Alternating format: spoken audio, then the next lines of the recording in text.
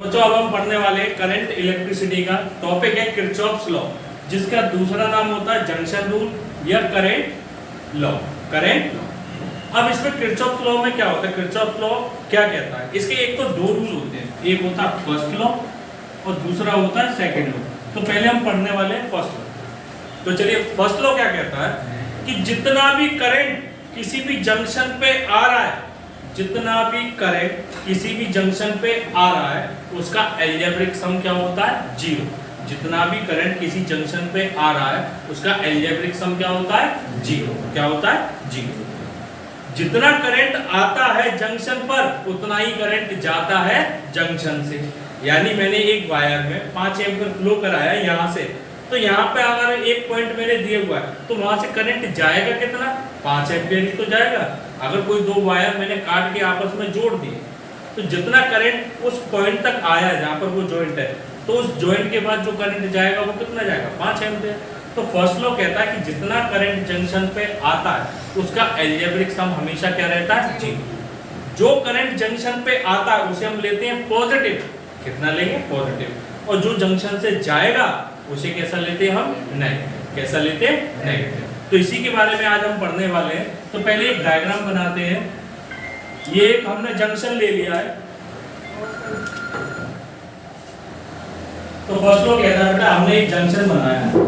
अब जितना भी करंट इस जंक्शन पे आएगा, ये ले लिया I1 और ये ले लिया हमने I2, और जितना करंट जंक्शन पे जाएगा उसका अलजेब्रिक सम क्या होता है, जीरो। अलजेब्रिक सम क्या होता है, जीरो। यानी I1 प्लस I2 किसके बराबर होगा, I3 के।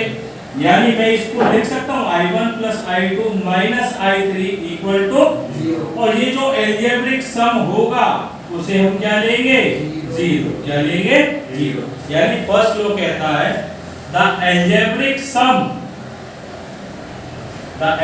sum of all the current meeting at a junction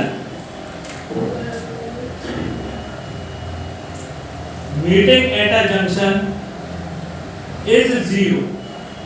जो अलजेब्रिक सम होगा सारे करंट का जो किस पर मीट कर रहा है, जंक्शन पे, वो हमेशा कैसा होगा, zero. It means current coming toward the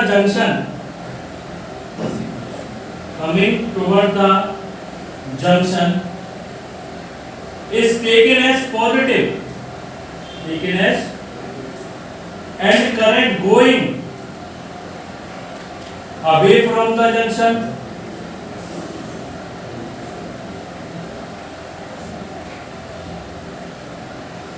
is taken as negative. यानी जो करंट जंक्शन पे आएगा उसे हम कैसा लेंगे, पॉजिटिव, और जो जंक्शन से जाएगा उसे हम कैसा लेंगे बच्चों, नेगेटिव। राइट। किरचॉफ्स का फर्स्ट लॉ बेस्ड होता है कंजर्वेशन ऑफ चार्ज। किस पे बेस्ड होता है, conservation of charge. It is based on conservation of charge.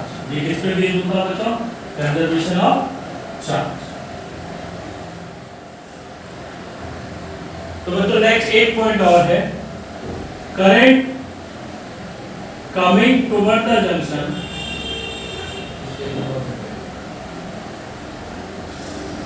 is equal to the current going from the junction।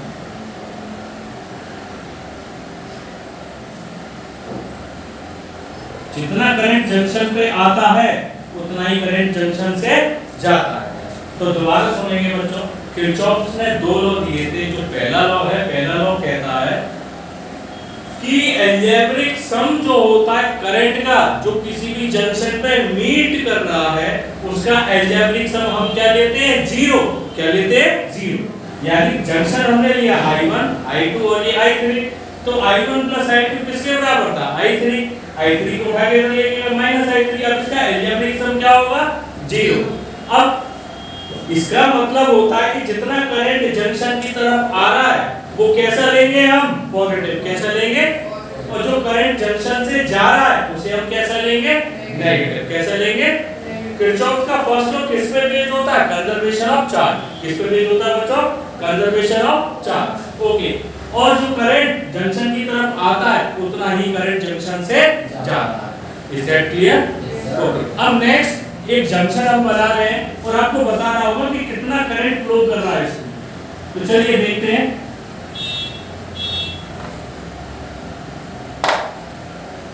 देखते हैं बच्चों, ये एक जंक्शन है,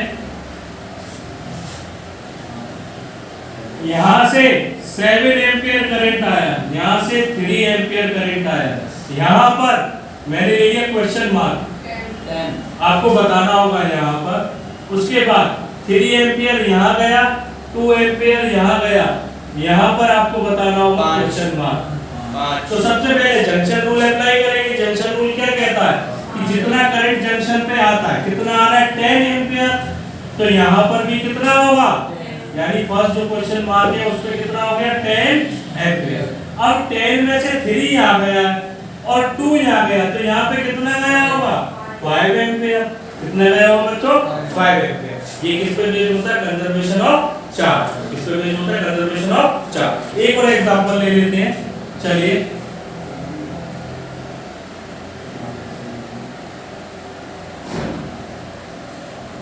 ये यहां से आया 10 एम्पियर, यहां से आया 2 एम्पियर, यहां गया ये 3 एम्पियर और यहां गया ये 4 एम्पियर, यहां पर 1 एम्पियर। तो लास्ट वाली ब्रांच में बताना है आपको कितना जाएगा।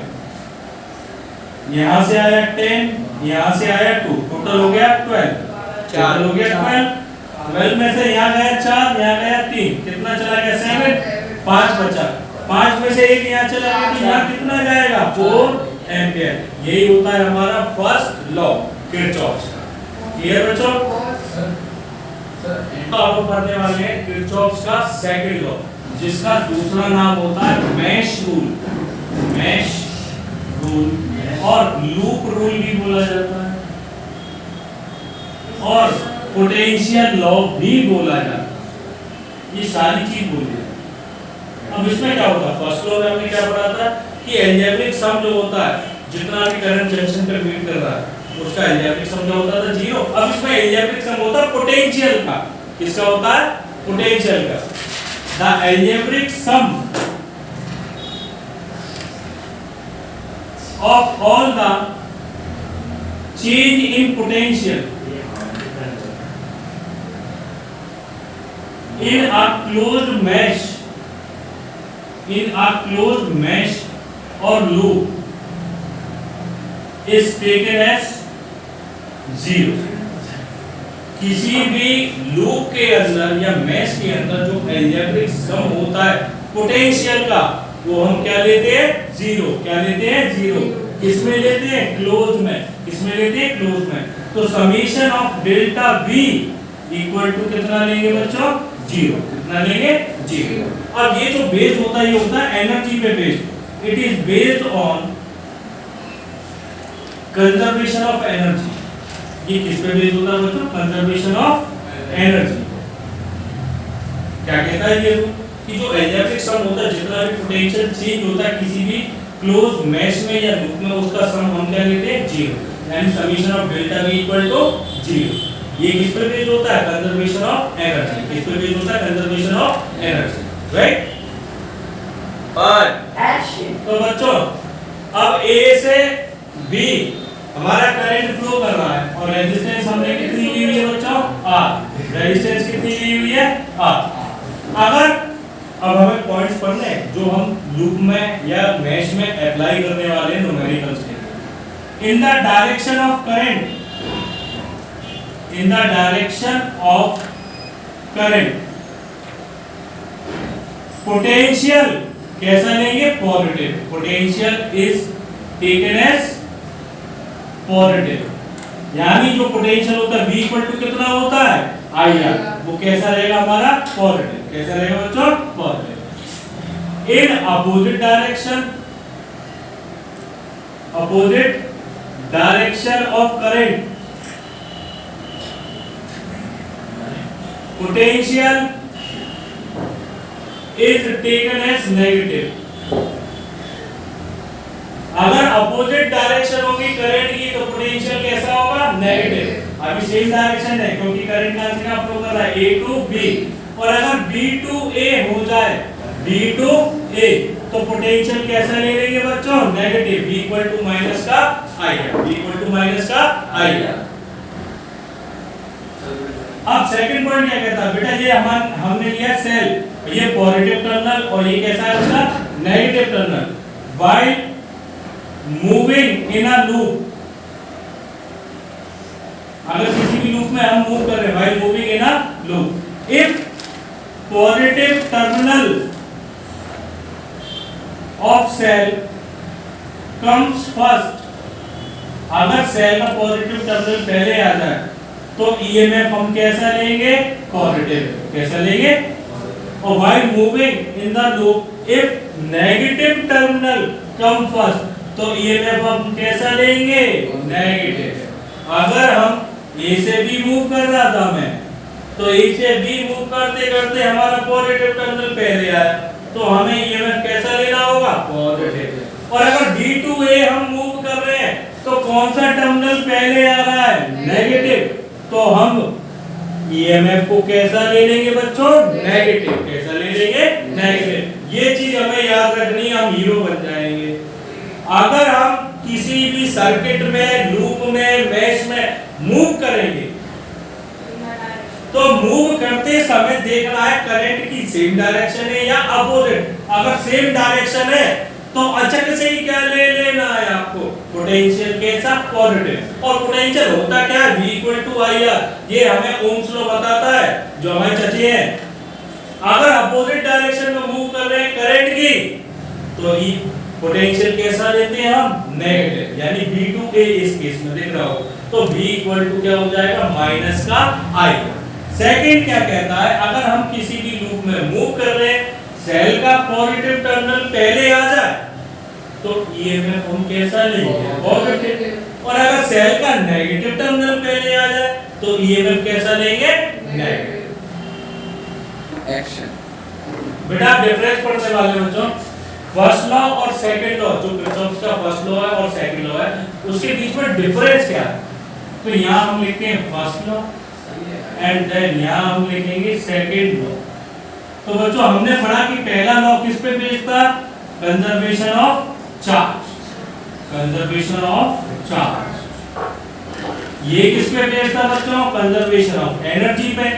सेकंड लॉ किस पे बेस्ड होता है, conservation of energy. Second point कहता है इट इज बेस्ड ऑन, ये किस पे बेस्ड था, करंट पे, it is based on current. और सेकंड लॉ किस पे बेस्ड था बच्चों, potential, it is based on potential. ये किस पे बेस्ड होता है बच्चों, पोटेंशियल पे। थर्ड पॉइंट कहता है ये एप्लीकेबल है चाहे ओपन सर्किट हो चाहे क्लोज सर्किट हो, it is applicable for both open and close circuit. लेकिन सेकंड लॉ केवल और केवल किसके लिए बेस्ड होता है, close circuit. It is applicable for close circuit, it is applicable for close circuit. ये किसके लिए एप्लीकेबल बच्चों, ओनली क्लोज सर्किट। अब वो क्लोज सर्किट कुछ भी कहलाता है, मैश कहलाए, लूप कहलाए, एनीथिंग, कोई भी हो सकता है। फर्स्ट लॉ क्या कहता है, किस पे बेस्ड होता है, conservation of charge. Second law किस पे बेस्ड, कंजर्वेशन ऑफ एनर्जी। ये बेस्ड होता है करंट पे, ये बेस्ड होता है पोटेंशियल पे। ये एप्लीकेबल होता है दोनों टाइप के सर्किट के लिए, चाहे ओपन हो चाहे क्लोज। लेकिन ये किसके लिए एप्लीकेबल है, केवल क्लोज सर्किट। ये बच्चों ये टॉपिक किरचॉफ लॉ खत्म हो गया। ओके, तो बच्चों अब हम करने वाले हैं किरचॉफ लॉ के न्यूमेरिकल। तो फर्स्ट लॉ में हमने पढ़ा था कि अलजेब्रिक सम जो करंट का होता है, जो जंक्शन पर फीड कर रहा है, उसका अलजेब्रिक सम क्या लेते हैं, जीरो। सेकंड लॉ कहता था कि जितना भी चेंज होता है पोटेंशियल का किसी भी क्लोज मैश में या लूप में, उसका अलजेब्रिक सम क्या होता है, जीरो। अब हमने दो इंपॉर्टेंट पॉइंट डिस्कस किए थे। अगर हम करंट की सेम डायरेक्शन में जाते हैं, करंट की सेम डायरेक्शन में, तो पोटेंशियल कैसा लेंगे हम, पॉजिटिव, और उसके अपोजिट में कैसा लेंगे, नेगेटिव। अगर किसी भी सर्किट में मूव कर रहे हैं और सेल का पॉजिटिव टर्मिनल पहले आता है तो ईएमएफ कैसा लेंगे, पॉजिटिव, और नेगेटिव टर्मिनल पहले आएगा तो ईएमएफ नेगेटिव। अब इसको ध्यान में रखते हुए सबसे पहले हम जनरल इक्वेशन बनाना सीखेंगे किरचॉफ सेकंड लॉ की, कि बनती कैसे है, और उसके ऊपर फिर न्यूमेरिकल्स करने वाले हैं। तो चलिए एक डायग्राम लेते हैं हम, ये हमें गिवन है डायग्राम। अब इसके अकॉर्डिंग हमें इक्वेशंस बनानी है कि किरचॉफ लॉ के अकॉर्डिंग हम इसे सॉल्व कैसे करेंगे।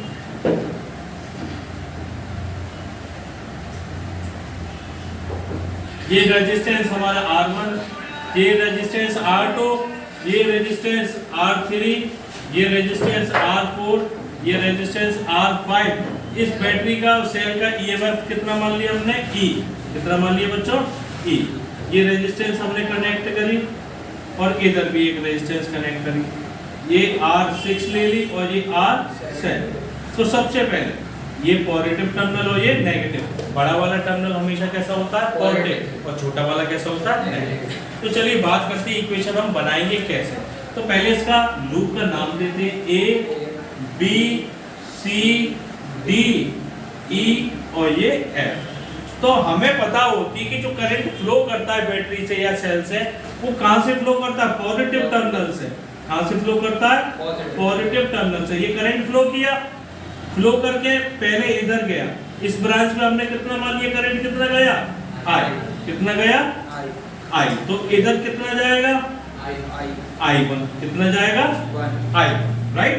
ओके, यहाँ से I जा रहा था पूरा, यहाँ पर भी कितना आया, I। यहाँ पर भी कितना आया, I। यहाँ पर भी I। यहाँ से कितना आ रहा था, I1। यहाँ पर भी कितना आया, I1। और टोटल जो वापस जाएगा वो कितना जाएगा, I। वापस कितना जाएगा, I। अब हमें इक्वेशन बनानी है इसकी। Is that clear? ओके, सबसे पहले हमने सेल से करंट फ्लो कराया, I करंट फ्लो कराया पहले ऊपर वाली ब्रांच, इधर फ्लो कराया कितना, I1। या आप इस तरीके से भी ले सकते हो, इस तरीके से ज्यादा इजी रहेगा। जैसे बैटरी से हमारा करंट कितना निकला है, I। तो पहली ब्रांच में हमने कितना भेज दिया, I1। कितना भेज दिया, I1। कितना भेज दिया बच्चों, I1। तो इधर कितना जाएगा, I माइनस I1। कितना जाएगा, I माइनस I1। कितना जाएगा बच्चों, I माइनस I1। इधर भी कितना जाएगा, I माइनस I1। इधर भी कितना होगा, I माइनस I1। आप सपोज किसी को भी कर सकते हो, चाहे I1 ऊपर मान लो, चाहे I मान लो, चाहे I माइनस I1, करंट उतना ही रहेगा। और वापस अगर ऊपर से यहाँ से कितना आ रहा था, I1, यहाँ से कितना आ रहा था, I माइनस I1, ये कैंसिल, तो वापस कितना जाएगा, I। वापस कितना जाएगा, I, राइट। तो बच्चों अब इक्वेशन बनाने वाले हैं। तो पहला हम जो मैश लेंगे वो लेंगे ABCD। कौन सा लेंगे, ABCD। इन मैश ABCD। अब हमने पढ़ा है करंट की सेम डायरेक्शन में पोटेंशियल कैसा लेते हैं, पॉजिटिव। कैसा लेते हैं, पॉजिटिव। तो चलिए A से मूव करते हैं, सेम डायरेक्शन में, इस पे potential V equal to IR होता है, तो I1 R1। कितना हो गया, I1, सेम डायरेक्शन है, पॉजिटिव लिया है। आगे बढ़िए, इस पे I1 R2, I1 R2 same direction थी।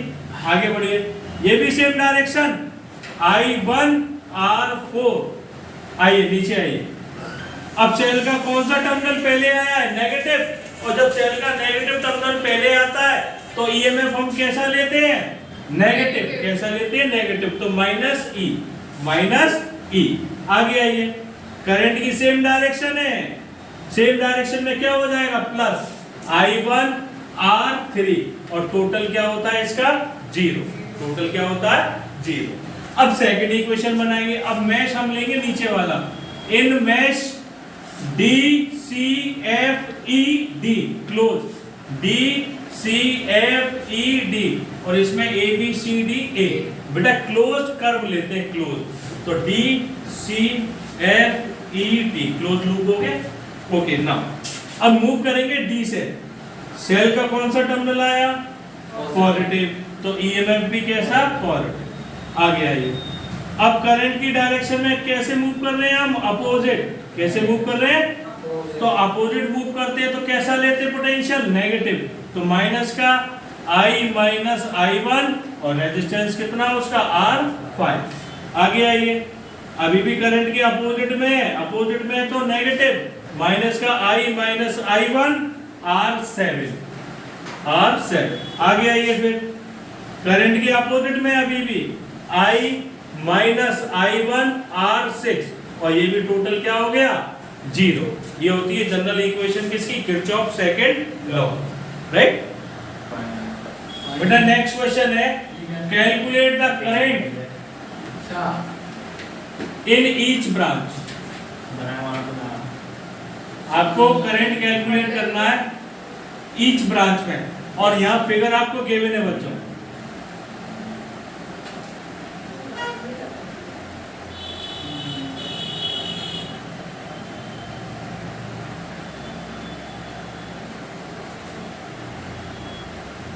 ब्रांच बोला तो हर एक में अलग अलग निकालना होगा।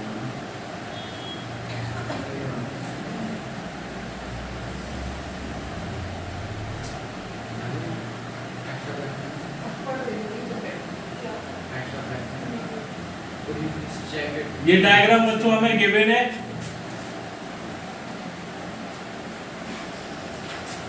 बैटरी का पोटेंशियल है 5 वोल्ट, इसका रेजिस्टेंस 2 ओम, 2 ओम, 1 ओम, 1 ओम, 1 ओम, 2 ओम और इसका भी 2 ओम। आपको कैलकुलेट करना है हर ब्रांच में कितना करंट होगा। लूप का नाम देते हैं ए, बी, सी, डी, ई और एफ। जल्दी से कैलकुलेट करेंगे और कमेंट सेक्शन में सॉल्व करके जवाब देंगे। ओके बच्चों, तो सबसे पहले हम करंट डिस्ट्रीब्यूट करने वाले हैं बैटरी से। यहाँ से करंट निकलेगा हमारा, ये पॉजिटिव टर्मिनल है और ये नेगेटिव। तो जो करंट डिस्ट्रीब्यूट करेंगे अब, इस बैटरी से करंट निकला, करंट कितना निकला बच्चों I, कितना निकला, इस पे कितना जाएगा I। अब इस ब्रांच में हमने कितना भेज दिया I1, तो आगे भी कितना जाएगा I1, यहाँ तक I1 आ रहा है। ऊपर कितना जाएगा I minus I1, I minus, इस पे भी कितना जाएगा I माइनस I1 और यहाँ तक पूरा ट्रेवल करके कितना आएगा I माइनस I1। अब जो नीचे आएगा वापस वो कितना आएगा I, कितना आएगा बच्चों I। तो चलिए अब इसकी इक्वेशन बनानी है हमें। सबसे पहले करंट जो आप डिस्ट्रीब्यूट करते हो वो कोशिश कीजिएगा कि दो ही वेरिएबल रहे, I1 I2 I3 करने की कोशिश मत कीजिएगा, क्योंकि उसमें 3 वेरिएबल हो जाता है, उसको सॉल्व करने में होती है दिक्कत। इसलिए इजी वे यही है कि सबसे पहले करंट को डिस्ट्रीब्यूट करो और दो ही वेरिएबल रखे हैं। I निकला बैटरी से करंट, पहली ब्रांच में भेज दिया I1, तो दूसरी ब्रांच में कितना जाएगा I माइनस I1। ऊपर पूरा ट्रेवल करके आया, यहाँ से I1 आ रहा था, ऐड होके वापस से कितना जाएगा I। तो चलिए पहले इक्वेशन बनाते हैं। इन मैश, अब जहां से हम मूव करेंगे, मैं मूव करूंगा A से B, फिर C, फिर D और वापस A, तो A, B, C, D and then A। Current की सेम डायरेक्शन में पॉजिटिव लेंगे potential, potential V equal to I R होता, तो करंट तो ये रहा हमारा I माइनस I1 है इनटू 1, तो I माइनस I1 इनटू कितना बच्चा 1 प्लस, अब करंट की सेम डायरेक्शन ये भी 2 I माइनस I1। आगे बढ़े, अब करंट की अपोजिट डायरेक्शन हो गई बच्चों, ध्यान से देखिए करंट की अपोजिट डायरेक्शन है, अपोजिट डायरेक्शन में पोटेंशियल कैसा लेते हैं नेगेटिव, तो ये आएगा माइनस का 2 I1, माइनस का 2 I1। आगे आए 1 इंटू I1 माइनस का I1। अब इधर आए, करंट की सेम डायरेक्शन कैसा रहेगा पॉजिटिव, तो पॉजिटिव के लिए I माइनस I1 इंटू 1 और टोटल क्या होता है बच्चों 0, टोटल क्या होता है 0। अब इस इक्वेशन को हम सॉल्व करेंगे पहले, I minus I1 twice I minus I1, I minus I1, तो 1 2 3 और then 4, तो 4 times of I minus I1, ये हमारा था माइनस 2 I1 और माइनस I1 कितना हो गया माइनस का 3 I1 इक्वल टू 0। सॉल्व कीजिए, 4I माइनस 4 I1 माइनस का 3 I1 इक्वल टू 0, तो 4I minus 7 I1 equal to 0, यानी 4I बराबर हो गया हमारा 7 I1, इक्वेशन फर्स्ट। अब सेकंड इक्वेशन की बात करते हैं, तो सेकंड इक्वेशन के लिए हम मैश लेंगे D C F E D, इन मैश D C F E D. तो चलिए मूव करते हैं डी से, यहां से मूव करें, करंट की सेम डायरेक्शन है तो बस ऐड करके लिखते जाना है, I1 into 1 plus 2 into I1, same direction थी, अभी भी सेम डायरेक्शन है, प्लस 2 into कितना I। अब सेल का कौन सा टर्मिनल आ रहा है हमारे पास, नेगेटिव, तो ईएमएफ भी कैसा लेंगे हम, नेगेटिव। आगे बढ़ते हैं, करंट की सेम डायरेक्शन पॉजिटिव, प्लस का 2I इक्वल टू कितना बच्चों 0, ये I1 ये I1 कितना हो गया 3I1, I और I 4I इक्वल टू कितना हो जाएगा बच्चों 5, इक्वेशन सेकंड। अब इन दोनों इक्वेशन को हम सॉल्व करेंगे, तो चलिए सॉल्व करते हैं।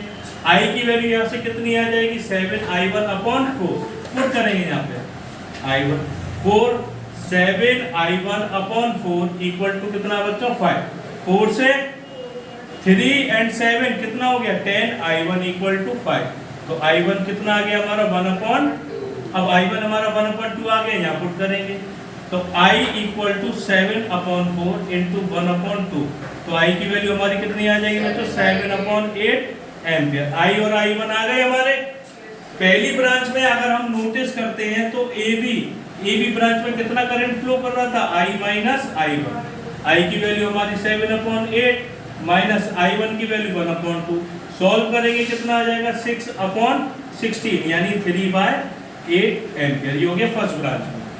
सेकंड ब्रांच हमारी थी DC, और DC में कितना करंट था I1, तो I1 की वैल्यू थी 1/2 एम्पियर। और थर्ड ब्रांच थी हमारी EF, और EF ब्रांच में कितना करंट है I, तो I की वैल्यू हमारी कितनी आएगी 7/8 एम्पियर। यही निकालना था हमें तीनों ब्रांच में करंट। बच्चों एक क्वेश्चन है,